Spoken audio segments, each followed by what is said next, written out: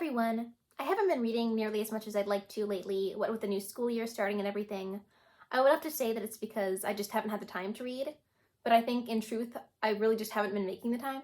That said, I'd still love to go through and discuss all the books I've read over the past few months. Also, my voice is a little sore today, so I've got some lemon tea to help me out. The first book on the list is All the Dirty Parts by Daniel Handler, who's been one of my favorite authors for a decade now. I adore A Series of Unfortunate Events and All the Wrong Questions, and I've also enjoyed all his adult novels I've read so far. Had this specific book been written by an author I had been less familiar with, I likely would have never picked up a book with this sort of premise. To put it with as much class as I'm able, the story follows a high school boy named Cole, who, let's just say it's about exactly what the title implies. The book really prides itself on rejecting any kind of subtlety or censorship, which I can appreciate in theory, but it feels a little gruesome to read. If you do plan on reading this book, I would advise against doing so on public transportation. See, I read it on an airplane and spent the whole time holding the cover open at like a 10-degree angle because I really didn't want anybody looking over my shoulder. I still wonder if the random guy who was seated beside me was judging me or not. I'm gonna be honest, I feel sort of ambivalent towards this book. On one hand, I feel like I have absolutely zero thoughts or opinions of any kind. On the other hand, I feel like I have a plethora of thoughts, just none of which I can quite verbalize. I think there's some solid potential lying beneath the surface, but it almost seems to value vulgarity and sensationalism over legitimate character study, which I think is sort of a shame. Anyway, talking about this book makes me a little uncomfortable, so I'm gonna move on now. The next book I read was My Grandmother Asked Me to Tell You She's Sorry. I had never read anything by Fredrik Backman prior to this, but I had heard nothing but great things about his work, so I was really excited to jump in. For a little context, he's a Swedish literary fiction author who's known for his emotional and heart-wrenching books. My Grandmother Asked Me to Tell You She's Sorry follows a 7-year-old little girl named Elsa. She doesn't really have any friends at school, she's sort of a social outcast, but she has a super close relationship with her maternal grandmother. After her grandmother passes away from cancer, which isn't a spoiler by the way, I think that happens in like chapter 2, Elsa makes it her mission to deliver all of her grandmother's letters to the residents of their apartment building. Throughout the story, we get to know this vast cast of characters and learn how each of them form a respective relationship with Elsa, which is really sweet. Elsa herself is probably the most interesting character to me.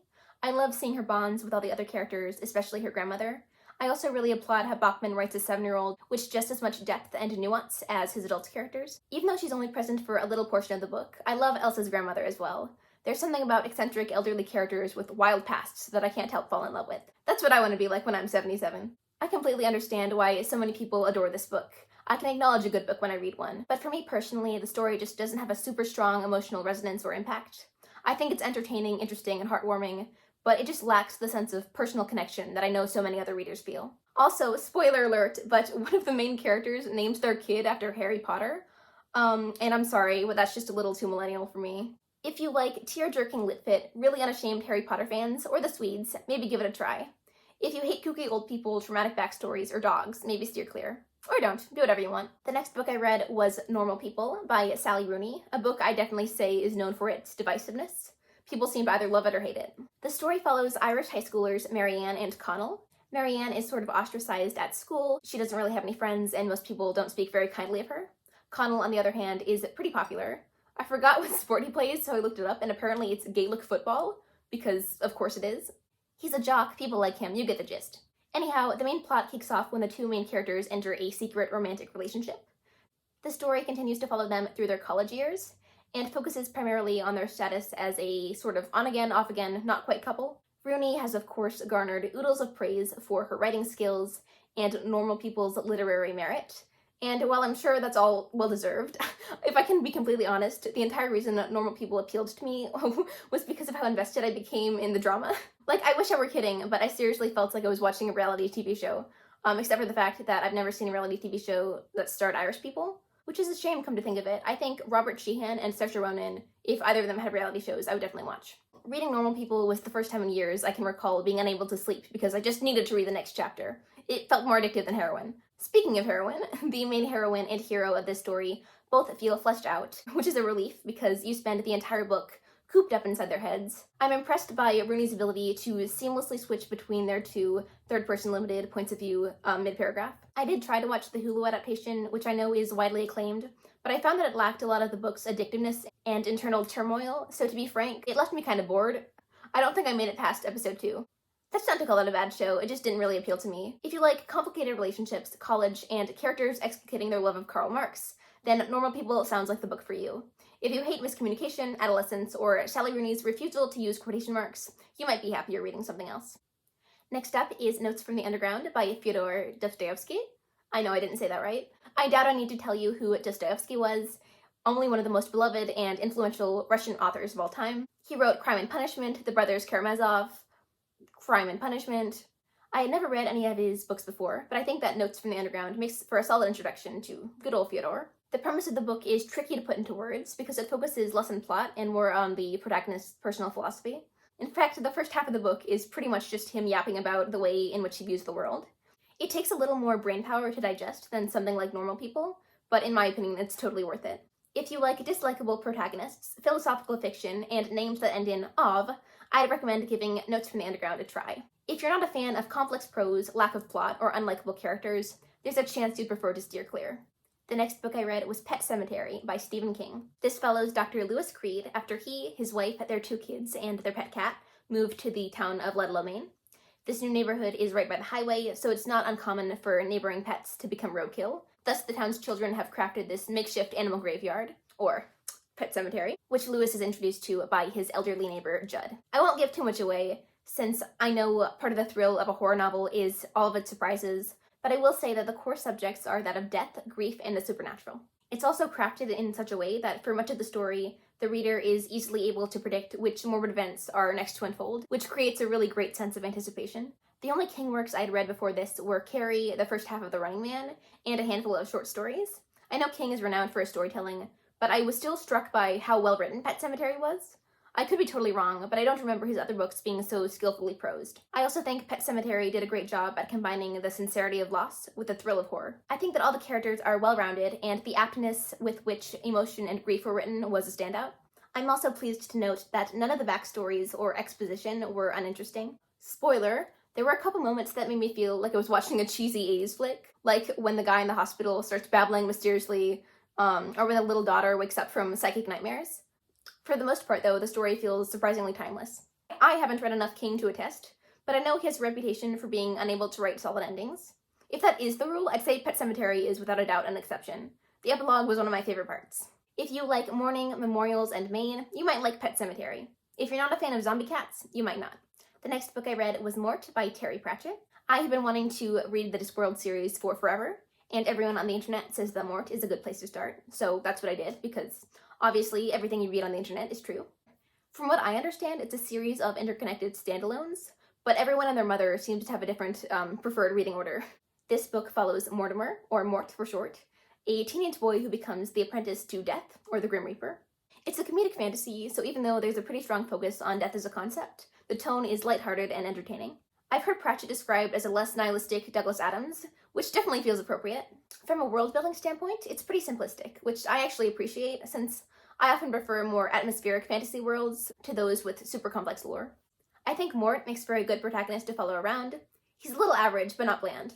I also enjoyed Death's character, and look forward to getting to learn more about him in future Discworld books.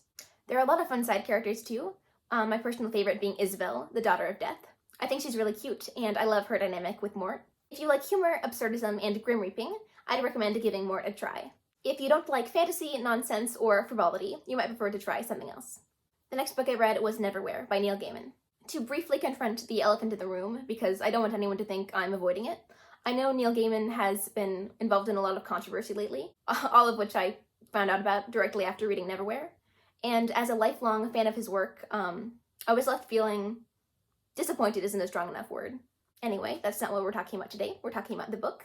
Neverwhere is a comedic, sort of gothic fantasy standalone that follows a run-of-the-mill office worker named Richard Mayhew on his trip to the London Below, a fantastical land that lurks in the cracks between London.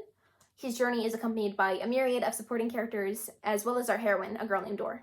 Dor is probably my favorite character. I find her really cute and entertaining, and I love the way her bubbly, adventurous personality contrasts with Richard's wariness. Richard himself is a little plain, but I think he makes for a solid audience surrogate.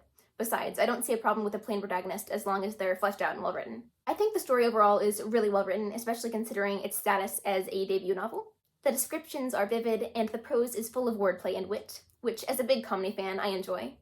I initially had plans to watch the BBC series after reading the book, but I think that I'll be taking a break from Gaiman's work for a while. I'm obviously a believer in separating the art from the artist, especially when said artist is long dead, but the wound in this scenario is still so fresh that I still can't really consume any of Neil Gaiman's work without getting a bad taste in my mouth, which really sucks because he used to be my favorite author.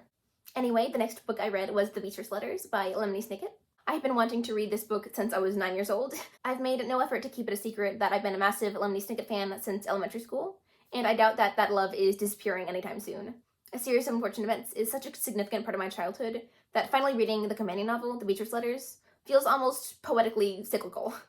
This book is kind of tricky to fully describe without spoiling ASOUE, but I'll do my best. It's a collection of letters written to and from the character of Beatrice, whom I'm sure you're familiar with if you've read any of the unfortunate novels. The Beatrice Letters didn't blow me away, but it contains Snicket's trademark humor in addition to a lot of neat illustrations and other multimedia type inclusions. It was wicked quick too. I think I read it in one sitting. If you're as big of a fan of a series of unfortunate events as I am, The Beatrice Letters is just shy of a must-read. If you're not much of a Snicket fan though, I wouldn't bother. The next book I read was Garlic and the Vampire. This is a super cute little graphic novel that follows a very anxious, sentient clove of garlic who lives among this colony of anthropomorphic vegetables. I know how weird that sounds, but I promise it makes sense when you read it. It's perfectly whimsical and charming. Anyway, the vegetables fear that a vampire has moved into their town, so they send little Garlic to try and ward the vampire away, because, you know, vampires are afraid of garlic. Since garlic is such a worrisome little thing, it's very much a story of overcoming fear and anxiety. It's also incredibly autumnal and sweet, and a definite recommendation of mine if you want to experience the fall season all wrapped up in the cover of a graphic novel. I love the art style too. If you like heartwarming, fall-colored stories, for sure give Garlic and the Vampire a go. If you prefer to read something heavier on plot or darkness, it might not be the book for you. On a similar note, the next book I read was Rat and Gnome. This is another graphic novel, albeit a tad more juvenile than Garlic and the Vampire. It's pretty much an anthology of slice-of-life comics following the comedic misadventures of this little rat and this little gnome. It's really cute and silly and enjoyable, and I don't have much else to add. If you like goofy newspaper-style comics, I'd call Rat and Gnome a good option. If you're not big on what are essentially children's picture books, I might not. The next book I read was The Importance of Being Earnest. I actually read this for school. Geez, I haven't read a full-length book for school in years. I guess I got lucky though, because I loved every second of reading this. Despite its age, it really is one of those books that makes you snicker and kick your feet with glee. That's how I felt at least. Maybe I'm just a dork. The Importance of Being Earnest is, of course, a play by Oscar Wilde. I wasn't very familiar with his work before picking this up, unless you count reading the first couple chapters of Dorian Gray a couple years ago. I should really finish that book at some point. Written in the Victorian era, The Importance of Being Earnest centers around satirizing Victorian culture, and spends a good deal of time poking fun at the absurdity of Victorian social customs. In my opinion, it's commentary in which absolutely hold up today. I feel like most books I read are from the 20th and 21st centuries, but I should really pick up more stuff from the 1800s. The play follows four main characters, Jack, Algernon, Gwendolyn, and Cecily. The four of them are tangled up in webs of deception, miscommunication, and questionable relationships. I don't want to spoil anything, but it's hilarious and you should read it. If you're a fan of satire, wry wit, and Victorian England, I can't recommend The Importance of Being Earnest enough. If you're not big on reading plays, you might be better off watching the Reese Witherspoon movie. It's actually not bad. Alright, that's all I've got for now. Apologies for speaking so quickly, but I hope to see you next time. Bye-bye! You guys, I was so proud of myself for going an entire video without spilling any water on the floor. And then I just came here to get a thumbnail. And what do you know, I spilled all my tea. So, it's going great.